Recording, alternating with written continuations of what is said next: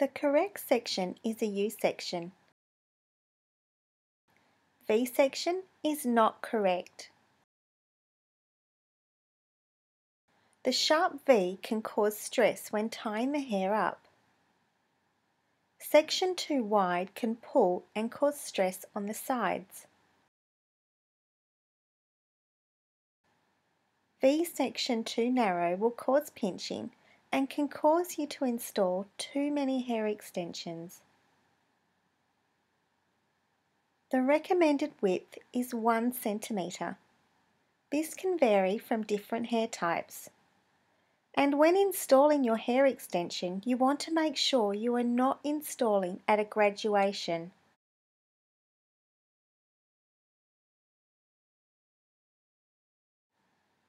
Installing it at this angle, only the top strands of your section are supporting the hair extension. Installing it at this angle, flat as possible, will ensure that all the strands are supporting the hair extension. Here's a video on how to install hair extensions correctly. Take your U section with your right and pinch your section of hair with your left hand. Then put your comb down.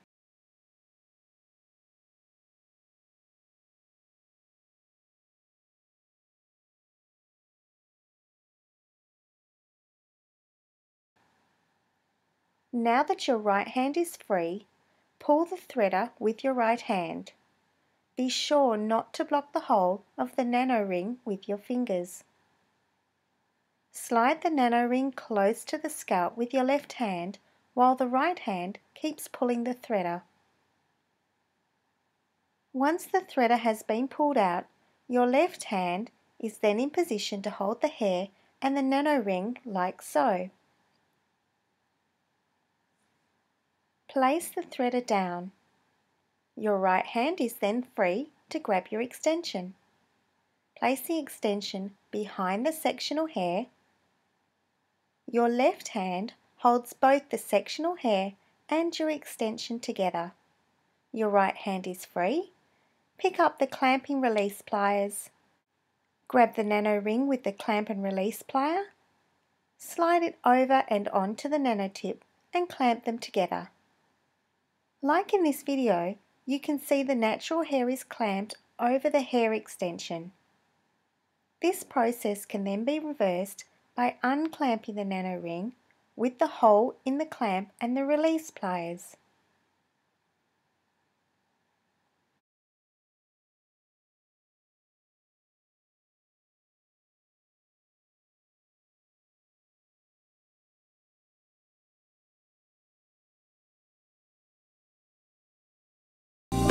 This video demonstrates how to clamp correctly using our plier.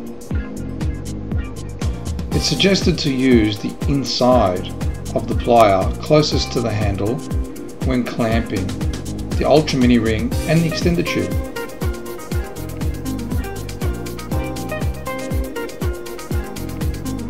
So again, we'll show you how to use the inside. So there we go. The inside of the plier is positioned closest to the joint of the plier as possible, gives you more leverage. But when using the nano ring, it's different. With the nano ring we use only the tip. The nano ring is much easier to secure than the ultra mini ring and the extended tube, so we only use the tip. But if you're not strong and you think you need more tension, you can use the inside. Just as a security measure, but try not to press too hard. Feel the pop. The pop is a way of measuring whether the right amount of hair is coming through the nano ring. As much hair as possible should be pulled through the ring to ensure you have the right amount of hair anchoring the hair extension. The pop is also a good way to measure the right amount of hair to pull through the rings. So let's replay that video again. As you can see, there is ample amounts of hair I've grabbed.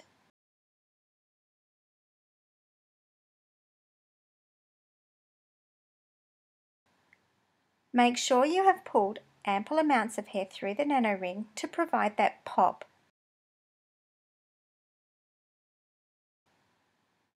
Usually, the extension is installed about 1.5 centimeters away from the scalp. If the hair comes through the nano ring too easily and you don't get a pop, this means you don't have enough hair. Here is an example of not enough hair. As you can see in the video, if you pay close attention, the hair will come through too easily. Hair care and maintenance. It's important to brush any tangles out that the extensions may have before washing. It's also recommended to wash your hair at least twice a week using a shampoo that is heavily moisturising and creamy in consistency, leaving the hair feeling conditioned rather than squeaky clean. If unsure, ask your hairdresser. This prevents the hair feeling stripped. To prevent the hair feeling stripped, do the following on both shampoos. Proceed by wetting the hair. This video also helps to educate clients how to maintain the hair extensions with these few simple steps. Once the hair has been wet down, apply conditioner from mid-length to end. Usually you'll find that hair extensions are normally not very dirty from mid-length to ends. Usually people's roots are dirtier than the ends, so water and shampoo through the hair can clean the hair anyway. So here is our tip. Start by applying conditioner on the mid-length to ends. This protects the hair extensions from dehydrating or stripping the ends of natural oils. So once you have applied the conditioner on the ends, you can proceed by shampooing, like we are doing here in this video. This process is recommended to be done twice, on the first shampoo and second. Shampoo your hair twice using a massaging technique rather than an aggressive scrubbing technique. Start by massaging the shampoo into your roots, then proceed to squeeze the lather through the ends if necessary.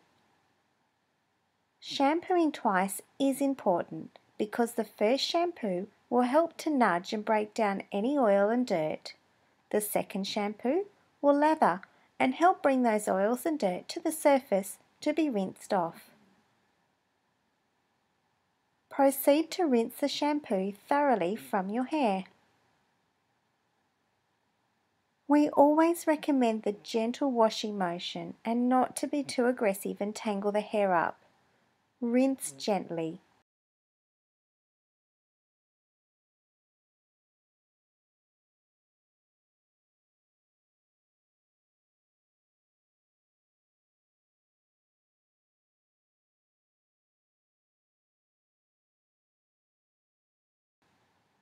Squeeze all excess moisture out of the hair and then repeat the whole process again in the second shampoo. Apply conditioner on the ends, spreading the conditioner through evenly.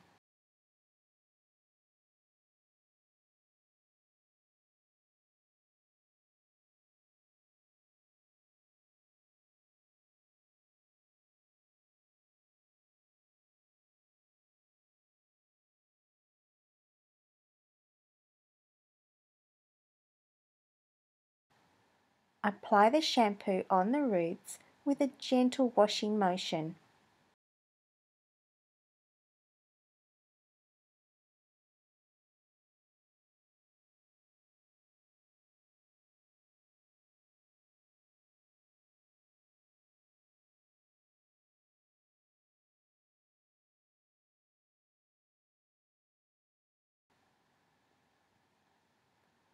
Again rinse, and this completes our 2 shampoo washing procedures.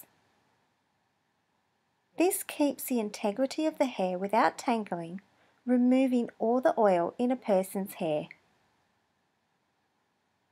It is recommended to use a heavily moisturising conditioner that's creamy in consistency rather than a light one that can leave your hair feeling unmoisturized or unconditioned. If unsure, just ask your hairdresser.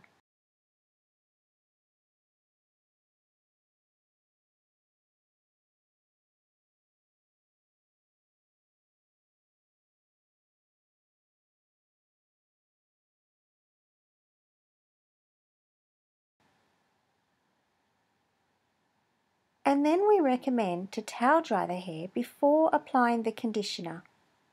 We don't want our conditioner to be diluted in the water, and more importantly, when hair is full of water, the conditioner just sits on the surface and is easily rinsed off, causing poor conditioner application.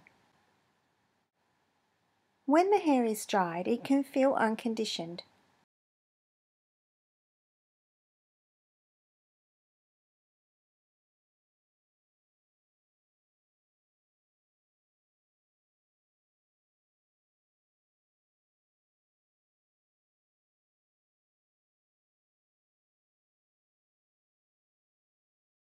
Here we are using an afro comb because the afro comb has quite large gaps between the teeth. Small tooth combs put stress on the hair in its wet condition. This makes it easy to comb the hair at the basin or shower. Once it is conditioned, we're going to do what we call the controlled rinse. Now the controlled rinse simply means that we try and educate the client not to fully rinse all the conditioner out. When you fully rinse all the conditioner out, it basically means that the hair goes back to its original raw state after a shampoo.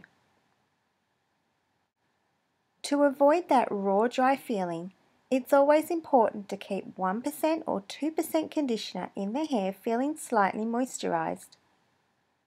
This percentage varies from person to person, so customers may need to try and find the right amount of conditioner that suits them. Once it is conditioned, we're going to do what we call the controlled rinse. Now the controlled rinse simply means that we try and educate the client not to fully rinse all the conditioner out. When you fully rinse all the conditioner out, it basically means that the hair goes back to its original raw state after a shampoo.